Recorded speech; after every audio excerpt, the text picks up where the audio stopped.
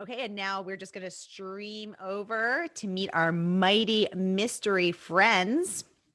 Everyone's so excited to chat with you today. And it looks like we are live. Welcome, mighty mystery friends. I'm your on-air host, Sara DiVello, and I am thrilled, pun intended, to host the editor of Until We Are Lost by Leslie Archer. Now, Leslie Archer is a pseudonym, I'm intrigued, of 25 best-selling books, and Leslie remains mighty mysterious. So we have today the editor of this book, Danielle Marshall.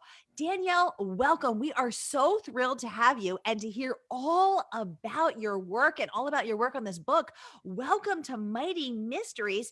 Tell us about this book. Well, thank you for having me, and I'm thrilled to have the opportunity to talk about it because I love it so much. Until We Are Lost is, I would say, sort of a hybrid thriller. It's a psychological suspense thriller, somewhat literary, by the best-selling author of 25 New York Times bestsellers, who wanted to expand into a different space in their career and really use this pen name as a way to write in a different arena. And so I've been really lucky to be a part of this project. The particular storyline here is about a woman called Tara who is in New York City in search of her missing twin sister, Sophie. And as she does this investigation, we begin to learn a lot about Tara, mostly about her childhood abuse that she withstood. And we begin to learn a lot more about Sophie. And Tara accidentally backs her way into some pretty dangerous situations involving drug money and trafficking and this type of thing. And of course, there's a twist about the whole thing, and it's a pretty great read. Oh, well, I know I am here for every delicious twist and turn. Yes. So, Danielle, as the editor of this book, how long did it take from the day that you got it? How long did it take until it turned into an actual book that I'm holding? Yeah, so that's a great question. This book in particular was the second book on a 2-book contract. So normally when you acquire a first book, you usually already have a draft. But in this case, I was very involved from the very beginning because it was initially a blank sheet of paper called Untitled. So after discussion points with the author about what he was interested in writing about and what I was interested in reading about, we began working together on the book. And I would say once I had a pretty solid draft in hand, we worked on the developmental edits for about 6 months. But then after that, there's still a lot of detail work. You know, there's copy editing and proofreading, and we do a cold read. So the entire process takes about a year, sometimes longer. But I would say the developmental part was about 6 months. Very cool. Now, you said that when you got this book, it didn't even have a title. It just said title. That's right. Right. So how did you guys come up with this title? Was it a collaborative process? Did you think of it? Yeah. Tell us the story of the title. Well, the actual title, I'm so glad you asked me this question because authors often have a really firm idea of what they want to title a book. And I'm often the person that says no, because I have a marketing background. And of course, I work with my internal marketers in-house. And some of the titles just weren't right for the book. And I'm not recalling any of the also rans, but I want to say they were less poetic than this one. And a little more straightforward. It's like The Lost Sister, that type of thing. But because of the editorial that I had in my hand, which is somewhat more literary, I felt like it needed a more poetic title. So we finally landed on this title, which is actually a quote from Henry David Thoreau. And the quote, I believe, is, "Not until we are lost can we find ourselves."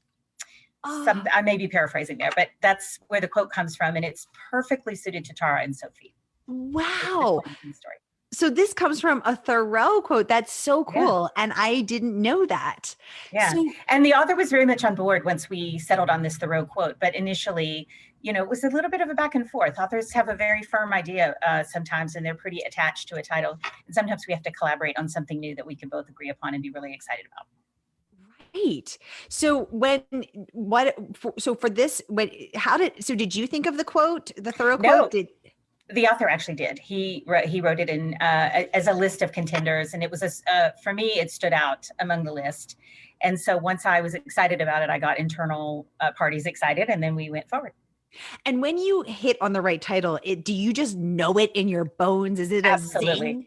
100%. It's like a bell rings, Ooh. and yeah, it's like a bell goes off, and you say, "Oh, that's the one." You know, it's the right one as soon as. And it's oftentimes a string of very common words that have never actually been put in that order before, which is so odd to think about. But if you think about the words that are used in titles often, or just in general life, they're very common words. This is the first time they've been put together like this for a book. Obviously, Thoreau did it in his poem, but oftentimes it stands out as unique in that way as well. Oh, I love that. I just want to pause here and welcome all of our friends on Facebook. Welcome, everybody. Welcome, Nancy. Welcome, Allison. Welcome, everyone who's watching. So, if you've been here before, you know how this works. And if you're new, welcome. We're so happy to have you. And here's how it works. Every Tuesday, I highlight 2 mystery authors. But because Leslie Archer is a nom de plume, I just love saying that, we get to talk to Danielle Marshall, who is the editor of this book. And we have never had an editor on the show before. So this is kind of a really rare, really valuable chance to ask Danielle anything you would like to know about the book, about her life as an editor, about anything that's weighing on your brain within reason. And Danielle will give it to you straight right here on Mighty Mysteries. So just go ahead and type your questions in the comments and I'll get them right over to her. Now, it always takes me a moment or two to think of questions. So, Danielle, I want to ask you, what's your daily life like? I think that people have this idea, this conception of writers that, it's sort of like these Jackie O days, big sunglasses, a cup of coffee, an apartment high up on Park Avenue, and you leisurely sip your coffee and you read a beautiful manuscript and you write some thoughtful comments with your red pen, your special pen. What's it really like? Tell us. Give us the Well, skinny. it's actually exactly like that. No, I'm completely joking. It's nothing like that.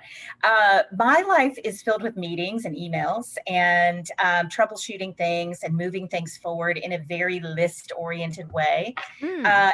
And publishing is a very deadline-oriented business. We have pub dates, and we're working backwards from those publishing dates, trying to get everything done. It's also a lot of coordination between team members because it's not just me, obviously, who's publishing the book. There are so many people that go into making a great book, including myself and the author. So, we have positioning people who help us understand where to point the book. We have marketers, we have publicity professionals, we have production support people who actually coordinate with the physical editions and getting them printed. So there's a lot of little details that go into the work. So I spend a lot of my day dealing with all of that stuff and going to meetings because I'm the leader of Lake Union, my publishing imprint. I go to a ton of meetings. And then after all that is the reading. And so that's when the sunglasses and the coffee come into play. And that's when I do the reading. And I have to say, and I'm not even kidding, I do 99% of it at night and on the weekends. But it's a joy to do it. And I love the fact that it's a part of my life in a way that's, I love working on the thing I'm most passionate about. Very cool. And tell us how you became a book editor. I mean, tell us about your journey. How did you end up doing Yeah. this? Did you always want to do this? Did you Yeah. find yourself here unexpectedly? Give us the 411. Well, I know that, let's see, I'm looking at how much time we have. It's a really long story, but I will say with absolute frankness that my trajectory into becoming an editor is probably different from most. A lot of the people I work with knew that they wanted to work in books and or editorial from the time they were in school. Mm. I actually did not even think of a publishing pursuit until I was 40 years old. Wow. And so I'm much older than that now. But at the time, I was working in a bookstore, and it was just a part-time job. I was an actor and a musician and a songwriter, and I had my daughter, and she was about 2 years old, and I thought, well, I probably need to get a career. And what do I love? Well, I'm standing in this bookstore, and I remember the exact moment. I was holding a book in my hand, and I said, I love this thing, and I have no idea how people make a living doing this, but I'm going to figure that out. And Oh, I went wow. back to school when I was 40 years old to study marketing. And I got my first publishing job, I want to say a couple of years later. And I started on the marketing and PR side. And I've been an editor now for, I believe, 7 years. And I came over from the marketing side because I wanted to have more of an influence on what could be successful. As a marketer, you have something that's pretty much a finished product, and you're basically Mm, trying to market that. But I wanted to go further upstream and work on books further up. very cool. I have to ask, what kind of musician were you? I like to say folk rock. It was the 80s. That's all I'm going to say. It was the 80s. And I And and I it was were you a very singer? Did you have an yes, instrument? I do. I play guitar and piano, and I love to tell people that I made a record so they can go and try to look for it, but you'll never find it. Oh my gosh, Danielle, if possible, you just got cooler. You're like the coolest Oh, person ever. Oh my gosh, you're so multi-talented. Now I want you to hear you play music. This is know, amazing. you say that though because you haven't heard the music. I Well, mean, I know that I admire the ability to be yeah, musical. So I yeah, think yeah. Thank you, that's thank you. so cool. Oh my gosh. Welcome, Samantha Varant, one of our Mighty Blaze authors. She is très fabulous over there in France. Okay, we have a question from Allison. She said, Danielle, can you talk about the books that you're especially proud of and why? Mm, Also, you know what, this is a two-part question. So let's yeah. pause there and then I'm going to give you the rest of the question. Okay, great. It's so easy for me to say that I'm proud of all the books I have published. I'm not the only acquiring editor for Lake Union. We have a very strong team of editors. And I'm just proud of every single one of those books. They really are all like my children, and I love them all. I do have a special place in my heart for the ones that were underdogs that became successful. And I also have a special place in my heart for books that I thought were amazing but didn't really make it. And that does happen. But I'll say I love them all. I can't pick a favorite. I like a good mother, not picking a favorite between her book babies. I love that. Second part of Allison's question, can you talk about the developmental editing process and how it differs by author? Great question, Allison. Danielle, It give is us a a great sneak question. peek into the developmental process. Yeah, so it really is so different. It's very different with each author that you work with. Some authors have really, really strong drafts that they hand to you, and there's just a refinement needed. And you're just basically saying, wow, this is already a diamond, and I'm going to polish it. And I will call out a particular book, for example, this book, Beneath the Scarlet Sky, which is a World War II historical, not necessarily relevant to this audience, but I know that it was an incredibly strong draft, and I only made some suggestions that I felt would make the book hookier, where people would get even more emotionally invested than they already would be. And so sometimes it's just a little tweak or some suggestions about things or pointing out bad habits that authors have, which everybody does. And I had another author tell me, I've written 30 books and no one has ever told me about this bad habit until you did. And now that I see it, I can't unsee it. And thank you so much. So sometimes it's just like that. Other times, authors get really stuck, and you really get down into the nitty gritty with them, and you Mm. brainstorm story ideas. And you're like, what if that person died? Or what if it was the brother? You start thinking of story ideas and you really collaborate chapter by chapter. So it's different every single time. Sometimes you're changing the order of things. Sometimes you're eliminating an entire section or an entire character. So it really depends on the project. And is there a favorite? And this is my follow up question to Allison's. Do you have a favorite way of working? Do you like those already polished books, or are you like, I want to roll up my sleeves and get in that trench? I That's such a good question. I really like the roll up my sleeves part of the process. So I enjoy the blank page and I enjoy collaborating on the story because, as I mentioned earlier, from my musician days and my actor days, I'm a storyteller and I love the collaborative process of helping an author tease out a really great story and one that is going to be especially moving to readers, because that is the number one indicator of whether a book will be successful, Ooh. how people emotionally respond to it. And that emotion could be horror, it could be fear, it could be surprise, or it could be just a tearful acknowledgement of the character's journey that they also felt like they went through. It's a lot of things, but it's the emotional resonance. And I love collaborating on that part. Oh, very cool. Now, something you said I want to go back to, you said, sometimes you'll identify authors' bad habits. Is that overusing a word too much? Is it giving away the ending? What kind of bad habit are we talking about?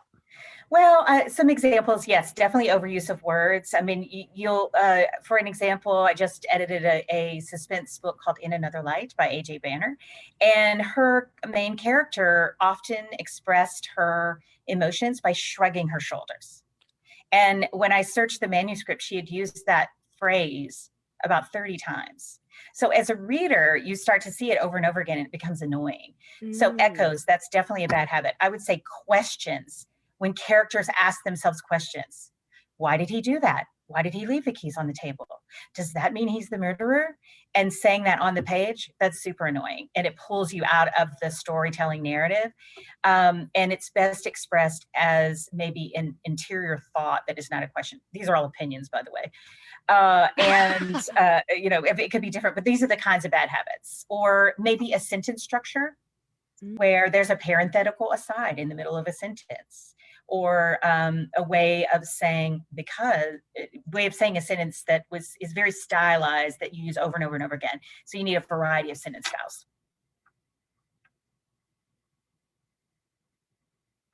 Sorry, I hit my mute there. I didn't want to interrupt with your audio. Thank you for sharing these insights. This is so valuable to hear from an editor, from the horse's mouth, what it's like to be in your shoes. Because I think, we've only heard from authors for the past year, and don't get me wrong, I love my authors, but this is such a unique and valuable perspective. So thank you so much. Alicia is asking if perhaps we could have a little song preview live. Have you warmed up your vocal cords today, Danielle? Oh, I think I know who that is. No, I'm not singing on A Mighty Blaze, but I'm happy to blaze a trail as an editor on the show. Ooh, blazing a trail. I appreciate that, that clever word usage. Thank you. Jody would like to know, how do you know when you want to publish a submission? Do you know it immediately? Yeah, give us the insights. Do you get the shivers? Do you get the chills? Do you just know it? Or are you like, I sometimes know it right away, but I've often told the story about how sometimes I sit on a project for a long time. Sometimes they're highly competitive and you have to move quickly. You have to make a decision and say, yes, this moves me. It will move other readers. But other times you think of reasons why you aren't the right publisher for the book. And then you sit on it, but the story really haunts you. And I honestly believe that you know right away, but there may be other reasoning behind. Maybe we have similar books on our list. Maybe it's not the right time to publish a book from that point of view. Maybe it's just not a trendy type of storytelling. You may think of reasons, but if the story haunts you enough as a reader and it's memorable enough, then you'll probably move forward. do you ever second guess yourself? Do you ever think, oh, I should All have the guessed time. her? Yeah. All the time. How do you, as someone who's chronically indecisive, how do you trust yourself enough to make that decision to just do it? In the beginning, it was just blind trust. Just like, well, I used to be a book buyer at a bookstore for a very long time, and I was good at picking books that were best-selling. And so I thought, well, this is going to be the same skill. I'm going to pick great books, and I'm going to suggest them to readers, and it's really the same thing. But you do. I ask a lot for second reads from other editors and other opinions, and I get the same butterflies in my stomach that the author does right before it publishes. It's like, what if everyone hates this book? It will be so sad. But oftentimes we are right about the content, but maybe the marketplace has changed and it's just not what people are reading right now. Oh, right. Yeah, because it's not all up to you. It's not all about talent and a great story. There's these unpredictable factors that we can't control. Ooh, oh my gosh. Great question here from Ashley. She said, I would love to know, and I was wondering this too. Has Danielle ever disagreed with an author over a major plot point or a story ending? How does she balance her editorial expertise with the author's vision for the book? Oh my God, I've literally been wondering this. Ashley, you're reading my mind. Danielle, what do you do? That does happen, and oftentimes we don't agree. And so I have enough experience under my belt now in a variety of book arenas where I feel really empowered to say, this is my suggestion to you as a professional reader. and someone who has published a lot of books successfully. Mm. And, but ultimately, I've already bought the book to publish, and you are the storyteller. So I really let the author make the call, but I'm very transparent about why I think the choice they're making might undermine the book's sales. And I put it that plainly. So I'm saying that because I know you have writers who are going to listen to this over time. And um, ultimately, you are the decider. You're the storyteller, and I respect that wholly. But I do give advice that is meant to make the book reach its highest potential and reach the most number of readers. Oh, I love that. It's highest potential. Just like a good mom shepherding your kids toward their highest potential, toward their greatest success. I love Right. that. Ooh, good question from Julia coming in. What is the most rewarding and or hardest part of your job? Oh, I love that question, Julia. The hardest part of my job is a very easy answer, and that is when I have to let an author, when I turn down a proposal from an author who's published with us before. Mm. Oftentimes, it's a business decision that we have to make, and it's so heartbreaking because every single author, as I mentioned, I'm very invested in them and their career and their books.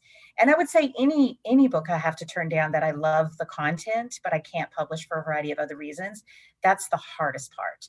The most Mm. rewarding end is I like to joke and say, I've made millionaires, I've financed divorces, I've bought minivans for authors, and then they've shared this all with us. And so I love making an author's dreams come true, either financially or just from the perspective of readers reading their work and feeling very emotionally connected to it. So I love making author's dreams come true. That's the most rewarding part. Oh, I love that. All right, you heard it here on Mighty Mysteries. This woman has made writer dreams come true. She's helped them buy minivans. She's financed divorces. She's made millionaires. I love that. Um, Gail, a top community member here, is saying, "Hi, Sarah. Hi, Mighty Blaze. Hi, Gail. Welcome back." Julia would like to know, what's your favorite type of book to publish and also to read for pleasure? Are they Mhm. different? They are different somewhat, and I would say that I read across a wide variety of different kinds of books, pretty Mm. much all genres. I'm just recently getting into science fiction and fantasy, which I had not previously read before very much. But I read everything in the world. But I would say my tastes, my publishing imprint, Lake Union, is specifically devoted to book club fiction. So Hmm. we're meant to publish books that are going to spark conversation and to inspire readers to tell their friends about the book that they love so much in a variety of genres, including mystery and thriller. Mm. And I'm really focused on that, but they need to have what we call broad commercial appeal. Mm. So if it's really breaking the mold and it's incredibly literary or told in a narrative style that isn't necessarily going to resonate with a wide variety of readers, it might not be right for us, but it's definitely going to be something I'm going to read. Oh, I love that inside perspective. Thank you. Carrie saying, "Hi, Danielle." Hi, Carrie. Welcome. Danielle, let me ask you this. What do you think the keys, and let's limit it to, let's say, three keys to success are? Okay. What makes a great book? You talked earlier about making a book hookier. I love that because we're all looking for that hook. Tell us what that means. Three keys to a successful book. I would say, well, the first is telling a story that is going to have a beginning, middle, and end. I mean, Mhm. and I'm strictly talking about commercial fiction, fiction that is meant to be broadly popular with a lot of different readers. So it needs to have a beginning, middle, and end. And as I like to say, stuff happens. You can often read a book and you're like 50 or 75 or 100 pages in, and you're still waiting for something to really happen. So Mm. stuff needs to happen. I would say the second thing is that the voice is consistent throughout. And so you have something that starts with a particular tone, but doesn't feel like another different book at the end. And I've read many, many books that do that by way of literary device, but they're not normally those popular books. You just need to kind of really sink into it and feel like you know the voice all the way through. Ooh. And I would say the third thing is probably an emotional arc that I can invest in some way. There's a lot of talk about characters that are likable or unlikable. I'm not necessarily a fan of the theory that a character has to be likable. which I hear that theory floated a lot around the literary community. But I do think that we need to care about that character, even if they are somewhat dark or not that likable. You need to care about what they're going through and how they're going to get there. A great example of that is a book we published called Jane Doe. And she is an admitted sociopath and is exacting revenge on the former boyfriend of her best friend who killed herself. And it's all very dark stuff, but you root for her. You really do. I love those kinds of books and those kinds of stories. And, as I was watching Killing Eve, I thought to myself, why am I rooting for the sociopath? Like, why do I like Exactly. her? Yeah, But it's like Dexter.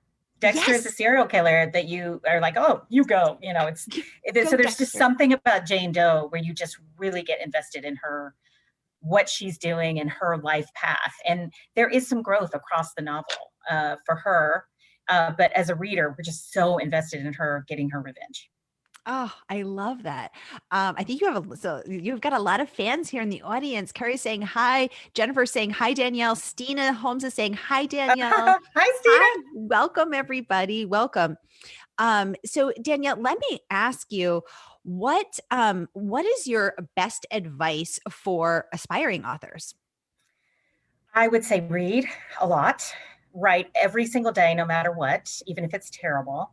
I would say get feedback on your work, Mhm. but also really dig so deeply into your own work that you understand what your voice is and what kind of stories you're trying to tell, because you will get a lot of feedback on your work from writers groups, from friends, from early beta readers, from your editor, from an agent, from a variety of sources. But you need to understand your own voice Mm, and what feels incongruous to that voice. So the best way to get there, I think, is to know who your reader is. It's like really have a visual image in your mind of who is that person. mm. What are they doing when they're reading your book? What other books might they buy when they go to buy your book? Who are they? And what story are you trying to tell to them?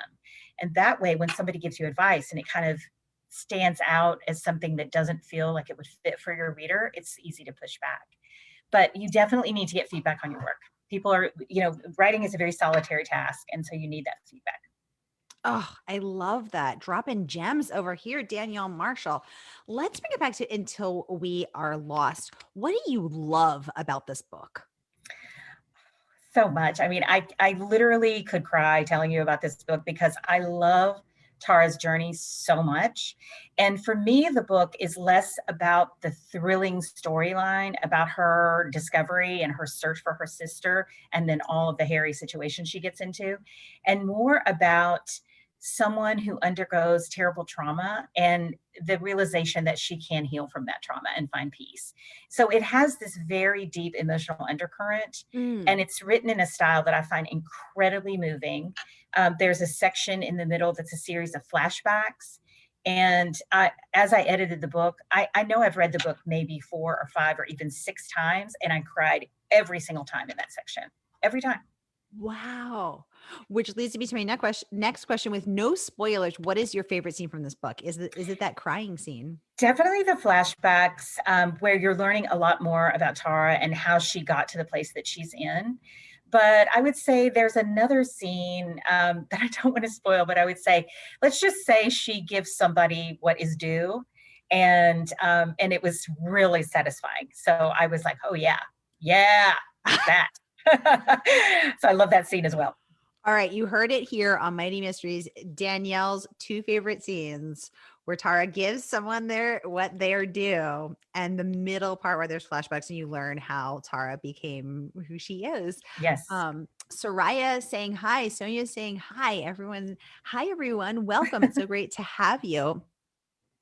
Um, Danielle, let me ask you, what do you think is the single most important part of creating a book that keeps the pages turning and keeps the reader up till 3 a.m. begging just one more chapter? What is the key to Yeah. creating suspense?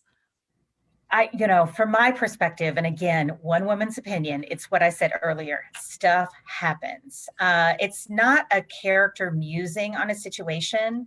Mm. And I often, there's a style of suspense that people call domestic suspense, or as I call it, my husband did what, or my partner did what. But it's not just the character musing on things and questioning things and saying, oh, this feels like something is wrong. It's stuff actually happens and keeps you turning the Mm. page to find out what is that next thing. And people are big fans of twists, plot twists. I don't even know if you necessarily need that if a lot of stuff happens and you take this emotional journey with the protagonist through that stuff happening. That's how I feel about suspense. But again, one woman's opinion, one editor's opinion. I love that. I love that. Thank you so much. Everyone, we have just a few moments left with Danielle. So if you have any last questions for her, get those going in the comments. So type them right up and I will get them over to her. Again, we're so thrilled and so honored to have Danielle here with us today, talking about Until We Are Lost and talking about the role of a book editor. Danielle, Publishers Weekly said that this book is smoothly written. That Yeah. must have felt good to hear that. It did, and it's so true. They really got the quality of this author's writing. I've already identified it as I've said he a couple of times, so I'll continue to say that he is someone who is such a throwback to the way novels were written when I first got into books. And I won't date myself completely, but I will just be clear that it was the 70s. And they were just so rich in detail and Mm, characters were so well fleshed out. mm. And man, he just really, really takes you there with Tara and with these emotional journeys. And I would say smoothly written is just a commentary on how beautiful his prose is. It's very beautifully written and for me, easy to read and also incredibly satisfying.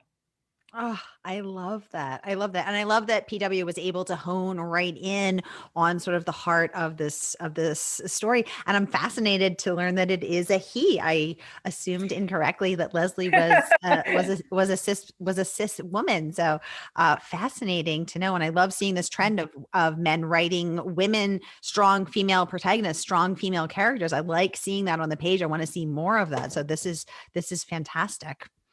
Oh my gosh. Well, it looks like we are out of time. Danielle, I just want to say, is there anything that you wish I had asked you? Anything that you want to share with our audience? Any parting? Oh, I'm sorry. We do have one more question.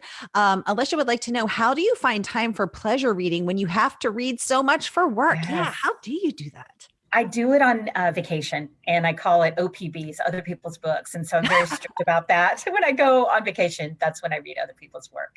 And of course, really enjoy it.